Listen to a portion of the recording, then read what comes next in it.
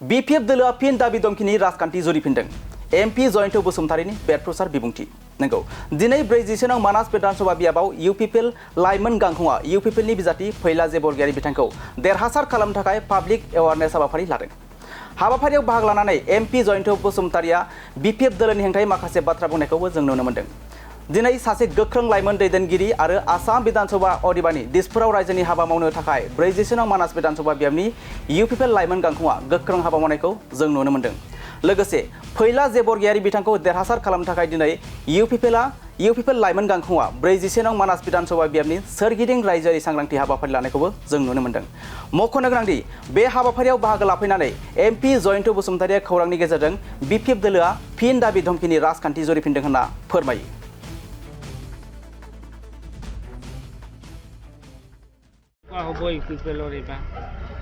UPPL তো এইবাৰ 16তম যেটো অসম বিধানসভা নিৰ্বাচন এই নিৰ্বাচন বিটিআৰ অঞ্চলৰ UPPL কাৰণে নিৰ্বাচন ইয়াত কোনো দল সংগঠন কোনোবা পাৰ্টিয়ে কিবা এটা কৰিব পাৰিব বুলি মই আশা নকৰোঁ মই নাভাবোঁ UPPLৰ প্ৰমোদ বড়ো ডাঙৰীয়া যোৱা মানে 5টা বছৰত যেনেকৈ জাতি জনগোষ্ঠীক তেখেতসকলৰ ভাষা কলা সংস্কৃতি ঐক্য সংহতি আৰু সমন্বয়ৰ কাৰণে আমি যিখিনি কাম কৰিছোঁ তাৰ বাবে আজি UPPL দলৰ প্ৰতি মানুহৰ যিখিনি চিন্তাধাৰা তেখেতসকলে UPPLৰ প্ৰতি নিজৰ ভোটদান কৰিব। হাগ্ৰামা মহিলাৰী BPFৰ এই 5টা মাহত যিটো কাম কৰিলে যিটো আমি শান্তি আনিছিলোঁ সেইটো অশান্তি আহি গ'ল আকৌ মানুহ মানে মৰিব লগা হ'ল মানুহৰ ঘৰ জ্বলাজ্বলি হৈ গ'ল তেনে ক্ষেত্ৰত আজি ইয়াত BPFৰ কথা নাহে কোনোবা BJPৰ কথা নাহে ইয়াত UPPLে নিশ্চয়কৈ ভাল হ'ব আৰু আমাৰ এই 41 নম্বৰ মানাস সমষ্টিত আমাৰ জংশ্ৰাং ব্ৰহ্ম ডাঙৰীয়াৰ আজি আমি কাৰ ৰেলী আমি কৰিছোঁ যাতে ৰাইজ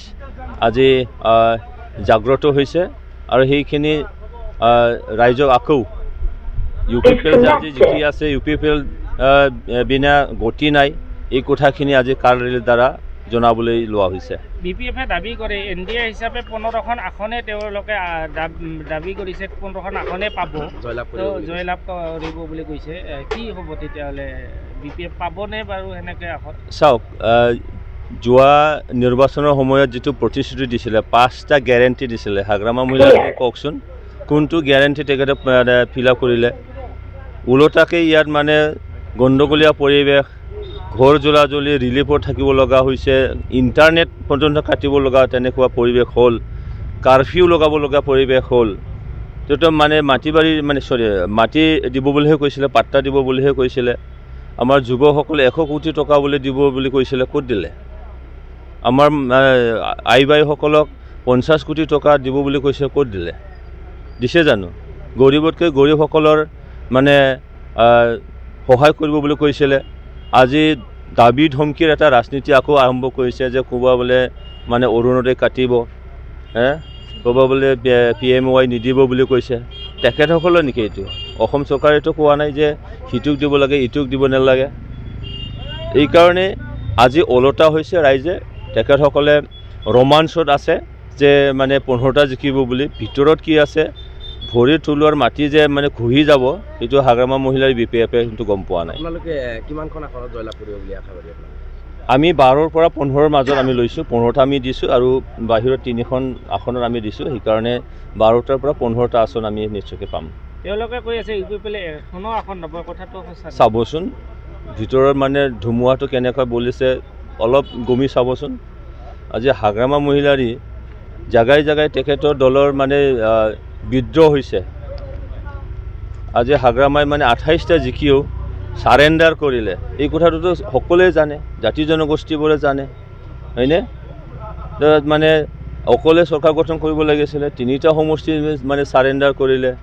আজি মানে ইমোশনেল এটা ভোট আদায় কৰিবলৈ বিচাৰিছে যে মানে ইণ্ডিয়াৰ লগত আছে বুলি আজি বিটিআৰ অঞ্চল নিশ্চয়কৈ জানে যে প্ৰমোদ বড়ো ডাঙৰীয়া এজন মানৱ দৰদী হয় আমাৰ এজন এই অঞ্চলৰ জাতি জনগোষ্ঠীক একেলগে লৈ যোৱা সমন্বয় যিটো ৰক্ষা কৰা যিখিনি ৰাজনীতি কৰিছে এইখিনি সমন্বয় নিশ্চয়কৈ তেখেতসকলে বিচাৰিছে। BPFে দাবী কৰে তেওঁলোকে মানাস সমষ্টিটো 1 লাখৰ ওপৰৰ ভোট পাই জয়যুক্ত হ'ব বুলি নাই সেইটো আজি যুৱ সমাজৰ হাতত আছে তেখেতসকলৰতো বয়সীয়াল 60ৰ ঊৰ্ধ্বৰ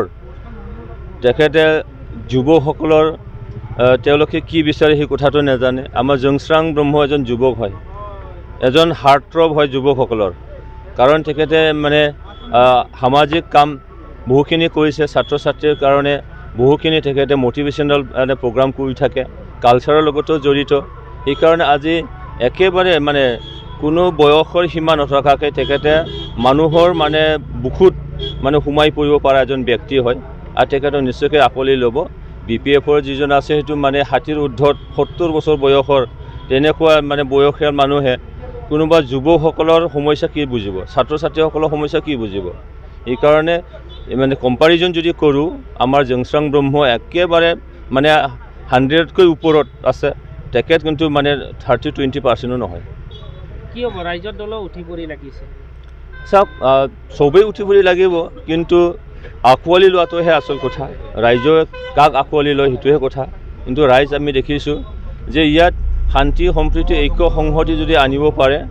UPPL আনিব পাৰিব ইয়াত মানে ইয়াত যেনেকৈ উচ্ছেদ অভিযান চলিছে আমি কৈছোঁ যে UPPL থকালৈকে উচ্ছেদ অভিযান আমি হ'ব নিদিওঁ ঠিক আছে আৰু সাম্প্ৰদায়িক শক্তিৰ পৰা আমি বিৰত আছোঁ সাম্প্ৰদায়িক শক্তিৰ পৰা বিৰত থাকি সাম্প্ৰদায়িক শক্তি আমি ইয়াত মানে কোনো জাগা দিব নালাগে আৰু এইখিনি কথাখিনি চবেই বুজি পাইছে